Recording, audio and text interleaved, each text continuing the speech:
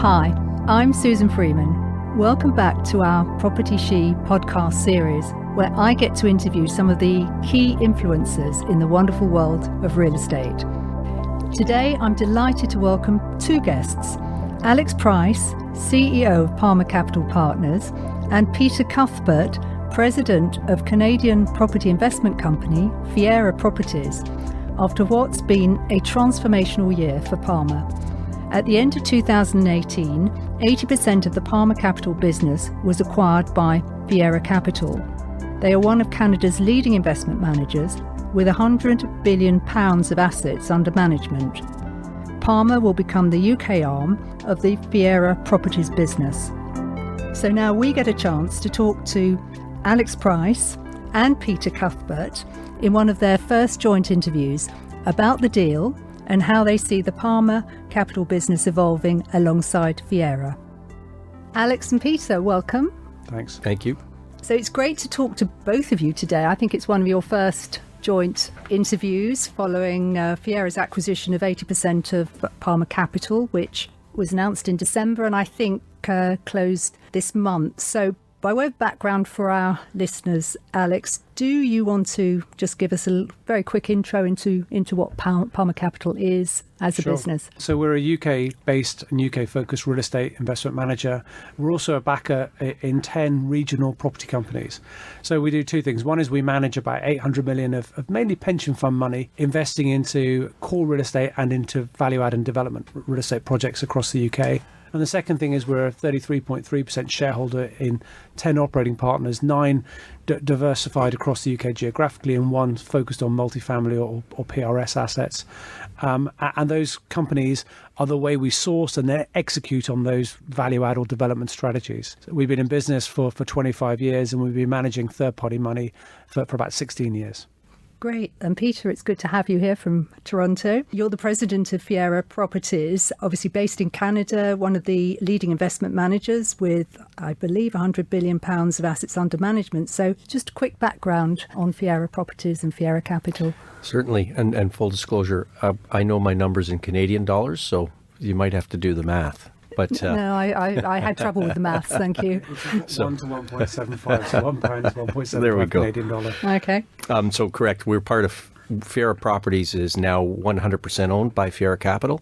It started out as a partnership with Fiera Capital. I was one of the founding partners in 2012. We had a 0 asset base. Today, in 2019, we're 3.4 billion under management.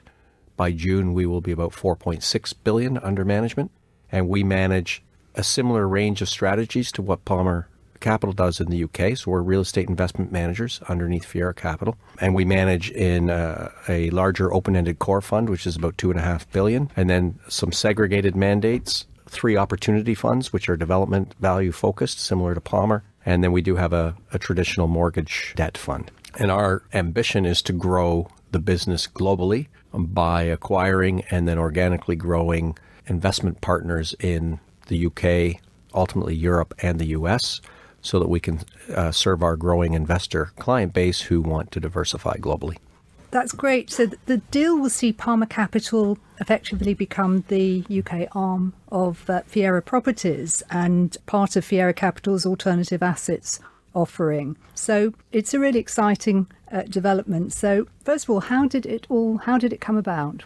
Well, I'll give you my side of this is like a sort of a dating show, isn't it? I'll give you my side of the show before the screen goes up to reveal how Peter did it. We'd been looking for a long time, for 4 or 5 years. We've been talking to people who came along. We didn't have to do anything, but we thought at some point we might do a corporate transaction if the right partner came along. We met Fiera about a year ago, and for us, the fit was exactly right. By that I mean that the strategies they run in Canada are very similar to ours in the UK. And culturally, we approach life from the same place. You know, we talk in our business about trust, integrity, and entrepreneurship.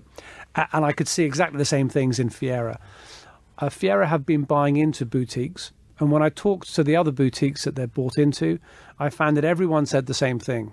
They'll give you help with capital raising. They'll give you help with your operational side, with your compliance, your regulation. But the investment, that's down to you guys. And they'll leave you to run your shop the way you've always run it.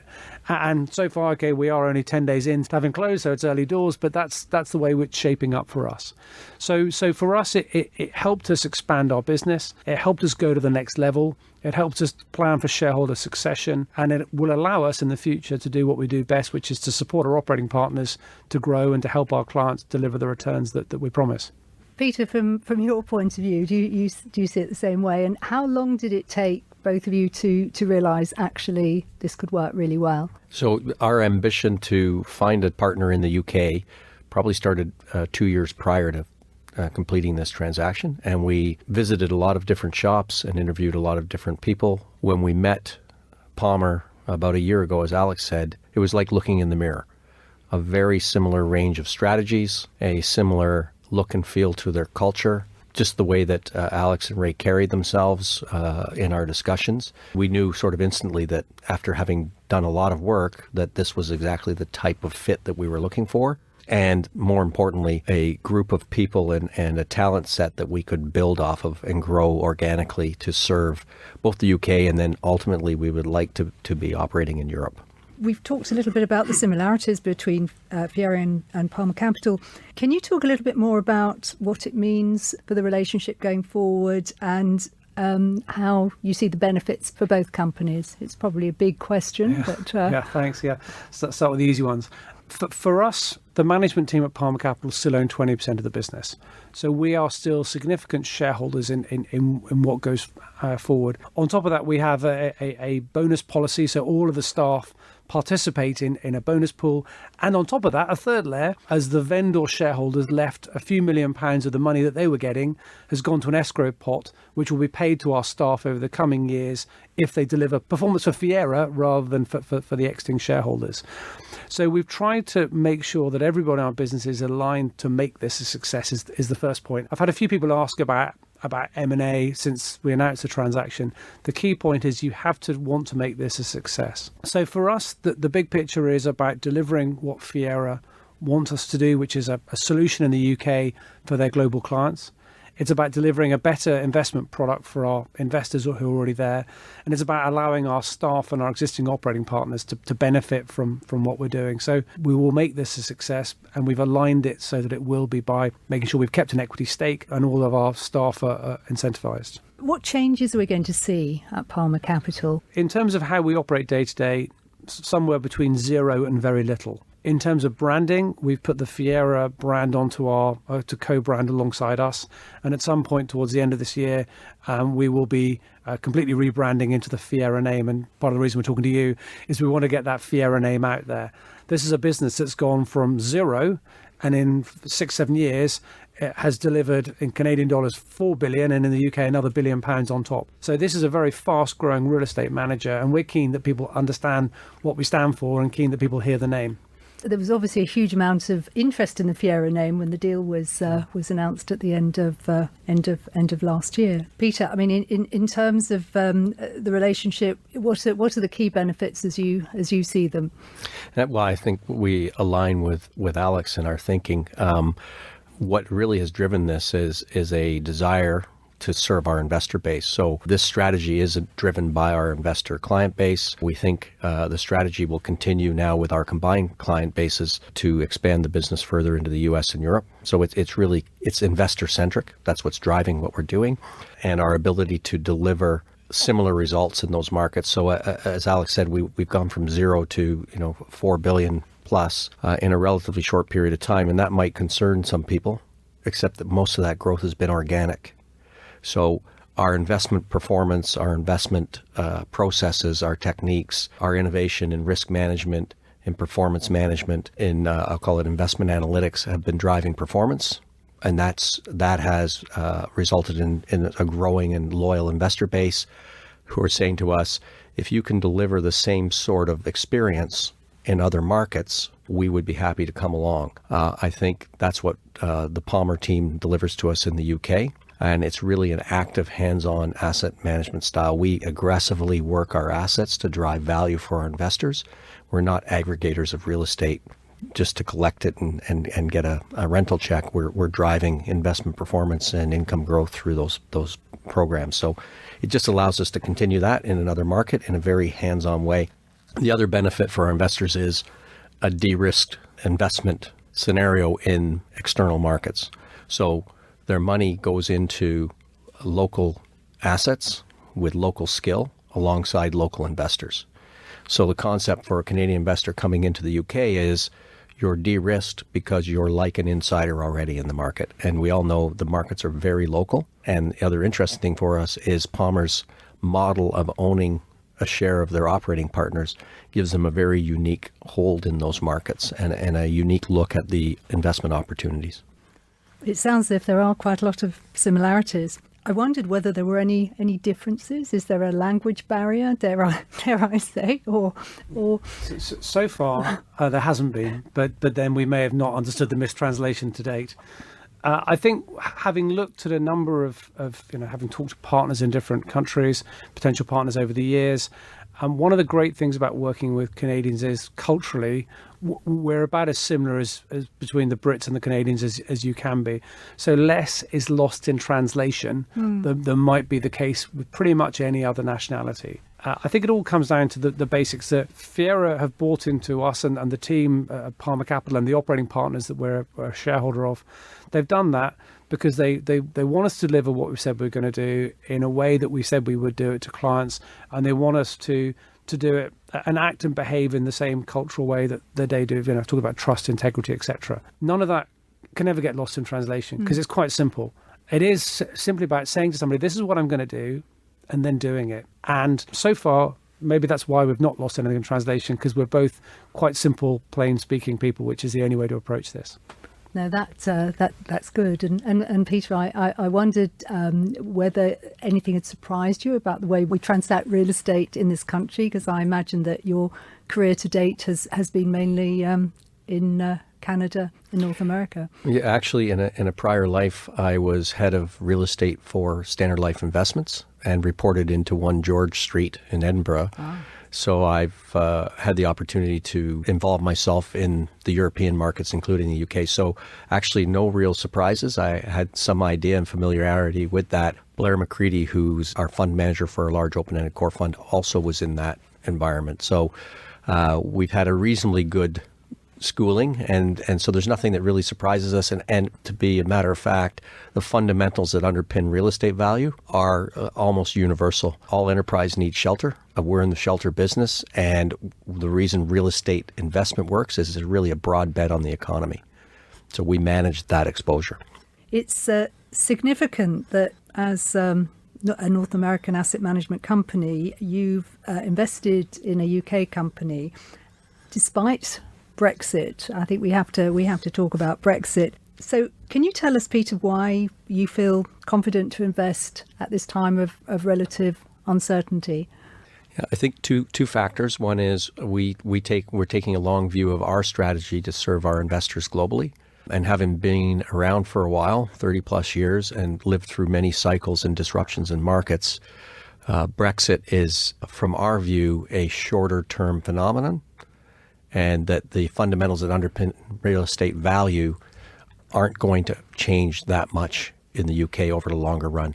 There's 67 million people growing to 74 million. It's one of the fastest growing European countries. It's a younger population. We look at those broad-based fundamentals. Alex will get into some of those more, but part of the two factors was also Alex and Ray's take on what's happening in Britain. 67 million people aren't going anywhere. They still need shelter, and there will remain tremendous opportunity in Britain to invest, manage, and succeed.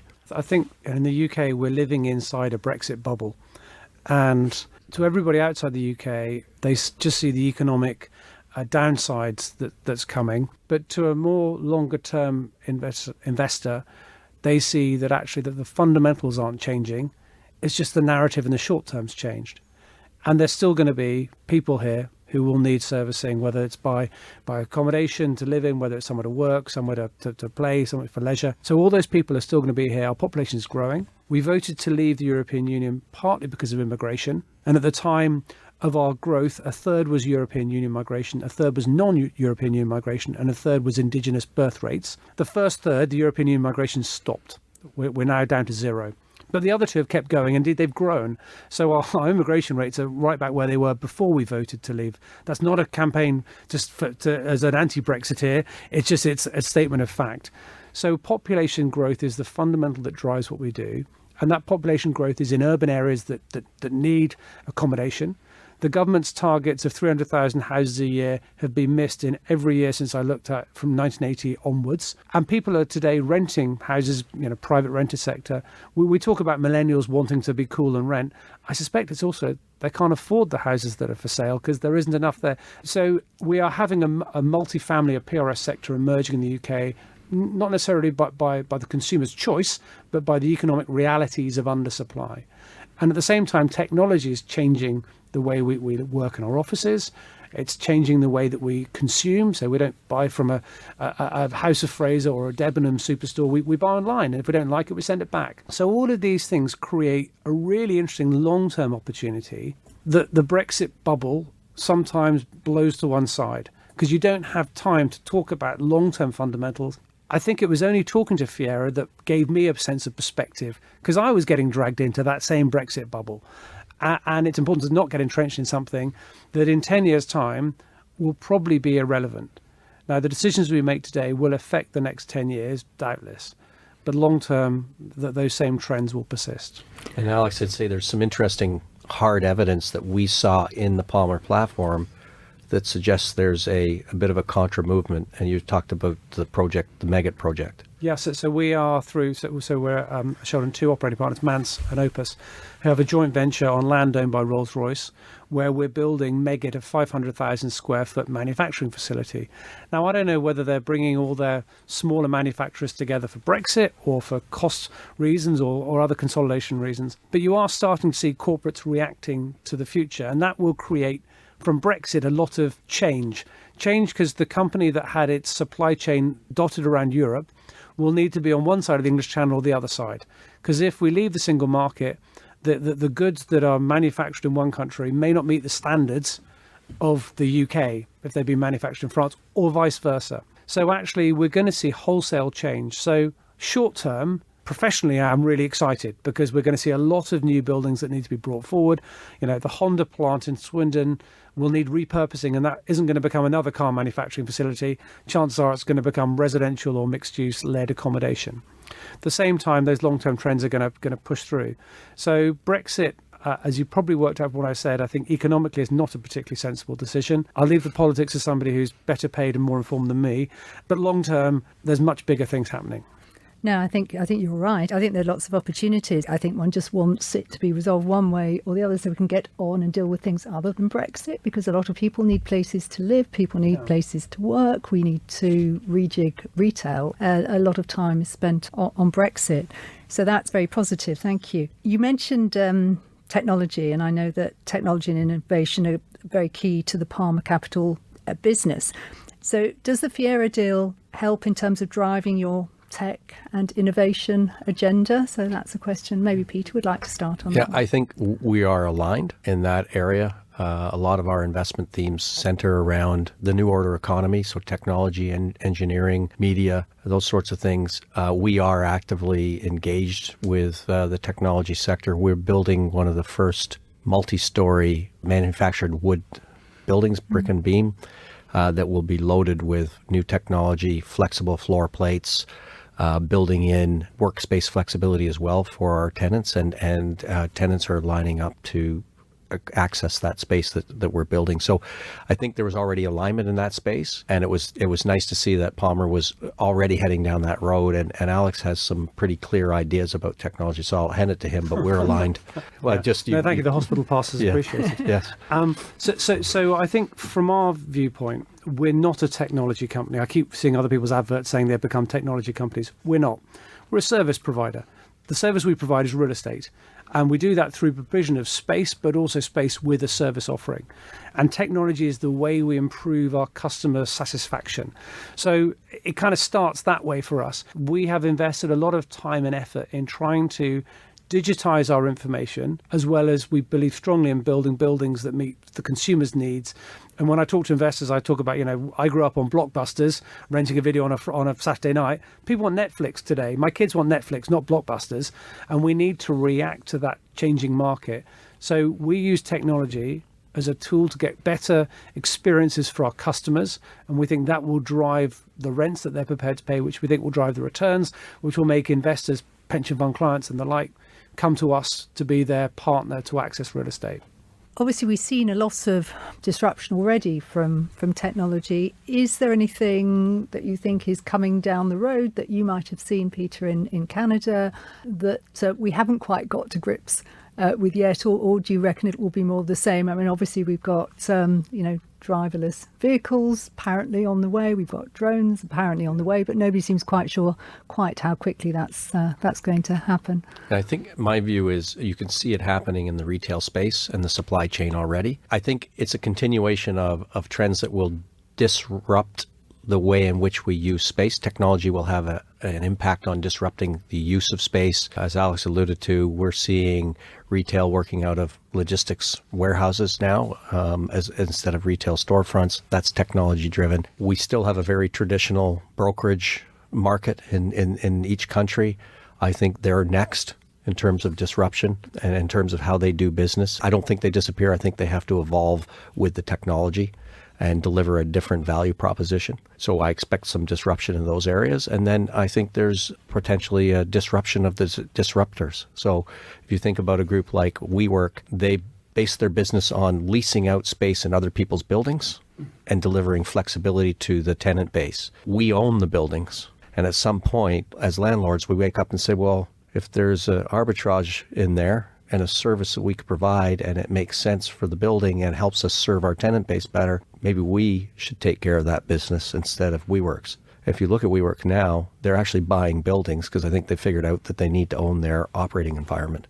So I think the biggest challenge we have is it's not, we know that technology will continue to redefine how we use space, but ultimately we will always need shelter from the elements. So our business is solid from that standpoint, but it'll be interesting to see what forms of shelter win the day in the long run. And we're prepared to deal with that. But it'll tend to be in central locations close to long-term infrastructure, and we already own those sites. I think technology it's to our mind, it's actually about data and it's about customer experience. And those are the two big pillars that get confused in the word technology. So if you understand what's going on in your buildings, because you've got data from every room, you can then price that building and each room individually. If you understand why your customers are all heading to sit in the north wing, not the west wing, because it turns out the light and the noise don't work in the west wing, you can address those, or you should have probably addressed them in the design. And then it's about customer. It's about trying to be reactive to what the customer wants. For us, technology is about data and it's about customers. Now, it'll be interesting to see which way it goes, because obviously some of the property companies are setting up their own flexible working operations. Some are looking to partner with the flexible operators. So I suppose people will choose their own model. But well, I think a lot of the choice is if you're able to find a great team and invest in them or bring them into your organization, then that's a bit of a no-brainer because it allows you to have more vertical integration. If you can't find the right team for every location, then you might be better just to partner on a case-by-case basis and accept that you're giving away some of the economics, but you've got the right people in every building. Yes, it'll be interesting to see how it develops. Now, you announced a while ago, Alex, that you were looking for a London platform, and Palmer have recently backed a new property company, Queensbury Capital, run by Joseph Downey. They're London-centric. I just wondered how you chose them, and do you see London as becoming more of a focus for your investment? So we see a team probably want to be backed every 2 weeks, I guess. We probably meet another team. And we specifically said to ourselves last year, we wanted to increase our exposure to London by backing somebody or a team that focused just on London. Joe was one of a number of teams that we met, and we really liked him. Joe is fantastically entrepreneurial. He's worked in a highly entrepreneurial business and brings to us that drive that we want. As I said at the beginning, trust, entrepreneurship, integrity. But he does it in London. And to our mind, London is a market that we've stayed out of whilst we've been going through the Brexit malaise, because you just don't know how it's going to play through. But I think it looks cheap to a global investor today. Now, I'm not a global investor, but I can see how it compares to other markets. And our sense is once we get through Brexit, London will recover. That, total returns in the UK have underperformed the rest of continental Europe by 10% since the referendum in 2016. So I don't know whether that whole 10% will be an immediate catch-up once we get through Brexit or whether it will be a slow catch-up. But my suspicion is that what will happen is London will catch up first. And we want to be a participant in that, and we want to be part of what's going on there. And what sort of property will it be? Is it going to be the whole range? Because I had a look at the website and it seems to cover most sectors. So Joe has done a lot in the retail to residential space, but I think we will also help that team develop an office capability, both in asset management and in development. Well, we will watch that space. Peter, after having made the acquisition of the Palmer Capital stake, are you looking to replicate that with other corporates in the UK or across Europe? So our strategy calls for us to acquire a platform in each market and then organically grow. So I don't anticipate us acquiring another investment management platform. We have the one that we want, and we'll scale that business in the UK. We will use Alex's team then to source, review, and understand opportunities in Europe and opportunities to serve our client base in Europe. We don't know exactly what that looks like at this point. It could be an acquisition, it could be lift out of a team, or it might be organically grown. I think it's early days, and that's sort of for a 2020 mandate. When it comes to the US, we expect to be finding an investment platform in the US. And actually, we think it may be 2 or 3 platforms regionally dispersed that we stitch together to create a national platform. Acquiring a national platform in the United States, the order of magnitude is very large, probably quite expensive, and we're less likely to be able to manage the culture effectively, which is important to now the combined Fiera team with Palmer and Fiera. So in 2022, the Fiera Real Estate ambition is to have a 10 billion Canadian dollars, that's £6 billion business. Today we're about halfway there, so we've got a long way to go together. But actually, one of the things I find genuinely exciting is being part of an entrepreneurial business that's growing fast. It's really hard work growing, and you kind of just doing the right job for your clients, raising that capital and deploying it sensibly is hard work. But we're really excited because I can't think of many other zero to hero businesses that will have gone in just under 10 years to 10 billion from zero. And that's quite a big growth, and that's a lot of money. No, it's a great story. And I was just thinking, in terms of obviously getting the two businesses together, you've obviously got quite a lot of distance in terms of miles between you. How can you do that? Do you bring the Canadian team over to London for social events? We do both. So I've been out there a couple of times. The Canadian team are over here, and we are now going through a program of sending people across our business during the course of 2019. We'll be going to meet their opposite number, because there are lots of things that we can share that these guys do, really great, and there's lots of things that we do that are really great, and if we can share, so 2 and 2 equals 5, then why not? So that is our plan this year, is to integrate how we do that. And of course, at an operational level, our people are now talking on a daily and weekly basis. Now that's so important, and sometimes people overlook that, the importance of just getting buy-in all the way through the organisation. And with all the technology in the world, nothing beats actually putting people in a room together. So my 11-year-old daughter has got 400 followers on Instagram. She tells me she knows every single one of them, but having gone through it the other night, I'm pretty sure she doesn't, and she's now down to a much lower number of followers. Kids think that just by having remote connectivity, you can build a working bond. I think Peter and I are both old enough to know that physically meeting people is important. So our plan is for as many people as we can to get them to meet their counterpart, to spend time talking about what they do and how they do it, and to come away telling us, this is what we both do, and this is where the other guy's better than me, and this is where I'm better than them. It's a base principle for us. Collective wisdom leads to better investment practice. It's not cliche. That's what we believe. And so we see a shared best practice evolving. And the next iteration of our growth, we'll be looking for the same kind of additive skill set and ultimately evolve the business to best in class globally. We think we do a really good job. Our value add funds, on an average basis, have delivered 18% net IRRs to investors in the 15 years that we've been running them. Our core fund has delivered in 1, 3 and 5 years between 9 and 10% total return. So we think we do a great job. Our core fund's unlevered. And I hate to talk about Donald Rumsfeld because he was a bit of a wally in many people's eyes. But he talks about the unknown unknowns. And when you build a business and a team we'd all worked together at Palmer Capital for a long time, you don't know what you don't know. So one of the great things about having a partner in Fiera is I can ask about all the things that I didn't know about and be told all the stuff that I should have probably thought about, but never knew to ask. And you can do it in a business where we can compare what we do and just make what we think is really good a little bit better.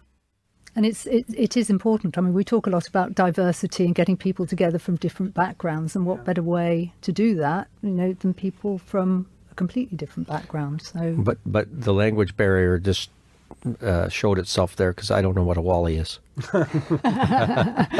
I'm sure we have the similar term in Canada, but I don't know what it is exactly. I'll let Alex tell you afterwards. I was just going to say, I'm not letting Alex loose on my Twitter followers, because having heard about your daughter's experience, I think I've been in a lot of trouble. One of the things I noticed, actually, looking at the background for both of you, that there is a sort of common belief in social responsibility and giving back, and the importance of charity, which I think is important. I think, Alex, since we last spoke, Palmer Capital has become one of LandAid's 17 strategic partners. I don't know whether Peter knows LandAid, but it is the property industry charity here that helps young people with homelessness. And I can see, Peter, from your background, that you believe strongly in giving back to the community, and you actually coach young hockey teams. And I've done that. I think that was, what dad doesn't want to be a hockey coach in Canada, so I didn't want to sit in the stands, so we did that. But I think what I'm more proud of, first of all, Fiera in Canada is quite involved in the charity space. I'm personally involved and have been for 10 years now with Variety International. I've been chair of Variety's local chapter in Toronto, and we are focused on, it's the children's charity, but particularly we're focused on children with disability, and develop programs in a huge field house and swimming pool facility. We allow people with disabilities, whether they're physical or mental, to self-actualize, become the best possible version of themselves, and to become as self-sufficient as possible. So we're quite involved in that space, and we bring that into our business as well. And many of our team are involved in charities as well, and they're encouraged to do so. Well, I think that's terrific. I think that's probably a really good place to finish. So thank you both for your time today. Thank you. And we'll watch the space very carefully. So good luck with everything. Hopefully you hear more of the Fiera name in years to come. Well, I hope so. Thank you. Thank you. Well, that was fascinating. It's great to hear a Canadian view of the UK real estate sector and all the opportunities it has to offer. Watch this space as the Palmer Capital business grows alongside their new Canadian investors, and I can predict we're going to hear a lot more from Fiera. For more information on their businesses, you can go to the Palmer Capital and Fiera Capital websites.